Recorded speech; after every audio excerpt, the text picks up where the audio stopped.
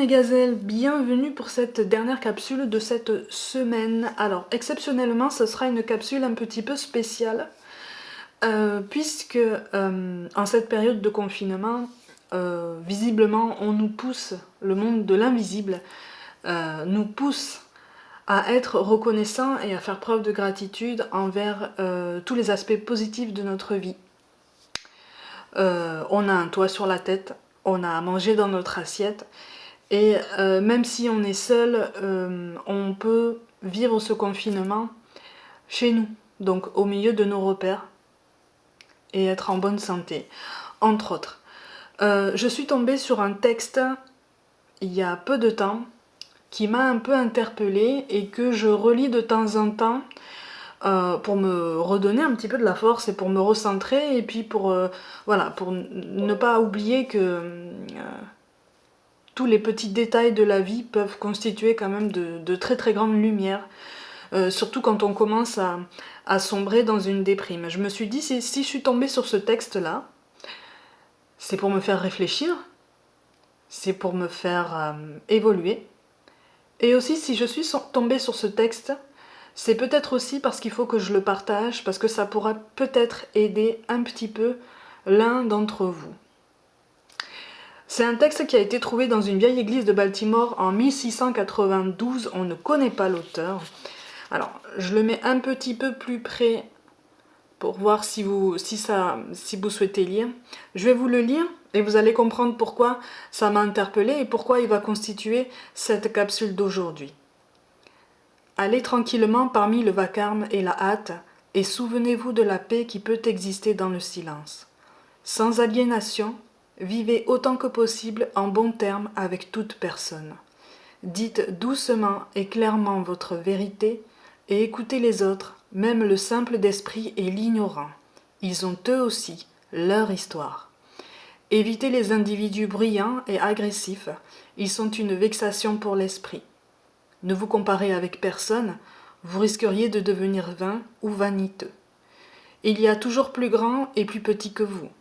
Jouissez de vos projets, aussi bien que de vos accomplissements. Soyez toujours intéressé à votre carrière, si modeste soit-elle. C'est une véritable possession dans les prospérités changeantes du temps. Soyez prudent dans vos affaires, car le monde est plein de fourberies, mais ne soyez pas aveugle en ce qui concerne la vertu qui existe. Plusieurs individus recherchent les grands idéaux, et partout la vie est remplie d'héroïsme. Soyez vous-même. Surtout n'affectez pas l'amitié.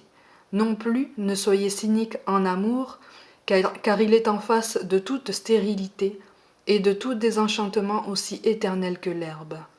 Prenez avec bonté le conseil des années, en renonçant avec grâce à votre jeunesse. Fortifiez une puissance d'esprit pour vous protéger en cas de malheur soudain. Mais ne vous chagrinez pas avec vos chimères. De nombreuses peurs naissent de la fatigue et de la solitude. Au-delà d'une discipline saine, soyez doux avec vous-même. Vous êtes un enfant de l'univers, pas moins que les arbres et les étoiles. Vous avez le droit d'être ici. Et qu'il vous soit clair ou non, l'univers se déroule sans doute comme il le devrait.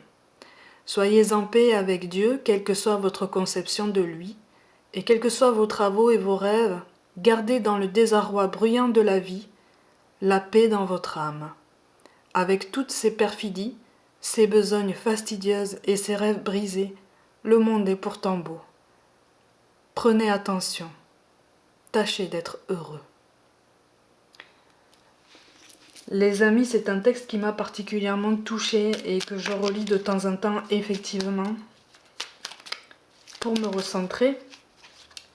Et je serais heureuse qu'il ait aidé ou apaisé ou peut-être redonné espoir, ne serait-ce qu'à l'un d'entre vous. Je pense que c'est pas pour rien que je suis tombée sur ce texte-là. Et j'espère qu'il aura sur vous un impact aussi positif et lumineux qu'il aura eu sur moi. Je vous tire juste 2 petits messages des anges.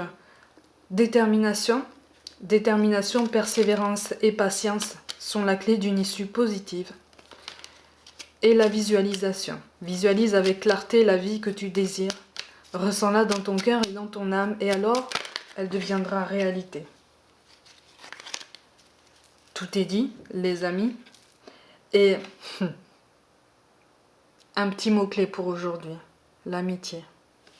Mais c'est aussi le fait de se recentrer sur soi, de s'accorder de l'importance, de ne pas oublier qu'on est tous légitimes et qu'on a tous notre place. On a tous le droit de trébucher, on a tous le droit de tomber, comme on a le droit de demander de l'aide, comme on a le droit de proposer son aide. Mais on avance ensemble, chacun à son rythme, chacun à sa façon. Le tout, c'est d'avancer ensemble et de se soutenir. Pour tout ça, pour tous ceux qui s'abonnent à ma chaîne, pour tous ceux qui regardent mon travail sans s'abonner, pour tous ceux qui m'accordent leur confiance pour des guidances, pour tous ceux qui me soutiennent, même dans le cercle amical, dans cette initiative, pour tous ceux avec qui j'entretiens une correspondance et qui me parlent de leur progrès et avec qui j'échange beaucoup, rien que pour ça, merci beaucoup. Je pense que je vous dirai jamais assez merci. Vous n'avez absolument aucune idée de la puissance de tout ce qui se passe. J'espère en avoir aidé encore une fois un de vous. Dites-le moi dans les commentaires si c'est le cas, si ce texte vous a touché, si vous avez envie de le partager, faites-le.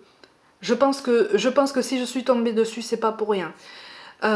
Mes gazelles, prenez soin de vous, croyez en vous, essayez de passer une bonne journée, essayez de passer un bon week-end, et je vous dis à lundi sans faute.